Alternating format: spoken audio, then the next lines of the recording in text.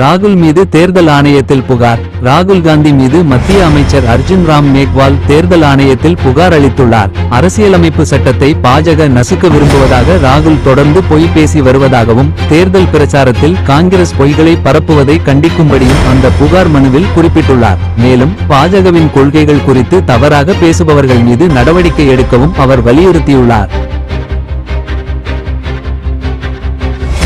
இஸ்ரேலை கண்டித்த சவுதி பட்டத்து இளவரசர். காசா மீதான இஸ்ரேலின் தாக்குதலுக்கு சவுதி அரேபியாவின் பட்டத்து இளவரசர் முகமது பின் சல்மான் கண்டனம் தெரிவித்துள்ளார். முஸ்லிம் மற்றும் அரேபிய தலைவர்களின் மாநாட்டில் பேசிய அவர், இத்தாக்குதல்களை இனப்படுகொலை என்று கூறி இதில் சர்வதேச சமூகம் தலையிடுமாறு கேட்டுக்கொண்டார். மேலும் ஈரானின் இறையாண்மையை இஸ்ரேல் மதிக்க வேண்டும் எனவும், பாலஸ்தீன நாடு அமைந்தால்தான் இஸ்ரேலை நாடாக அங்கீகரிப்போம் என்றார்.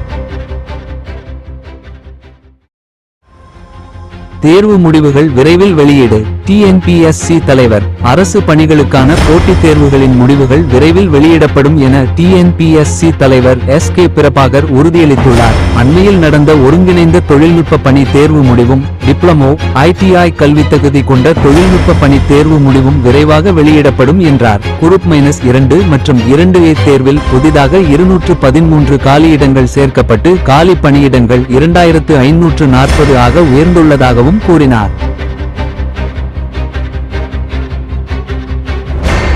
மிஸ் ஆன பில்லா 3 வாய்ப்பு. அஜித்தை வைத்து பில்லா 3 படத்தை இயக்குவதற்கு வந்த வாய்ப்பை வேண்டாம் என கூறிவிட்டதாக இயக்குனர் விஷ்ணுவர்தன் தெரிவித்துள்ளார். 2-3 முறை அஜித்தை வைத்து படம் இயக்கும் வாய்ப்பு ஏற்பட்டு மிஸ் ஆனதாகவும், சல்மான் கானுடன் படம் எடுக்கும் சூழல் அமைந்ததால் இந்த வாய்ப்புகளை தவற விட்டதாகவும் அவர் கூறியுள்ளார். மேலும் மீண்டும் வாய்ப்பு கிடைத்தால் அஜித்தை இயக்க விரும்புவதாகவும் தெரிவித்துள்ளார்.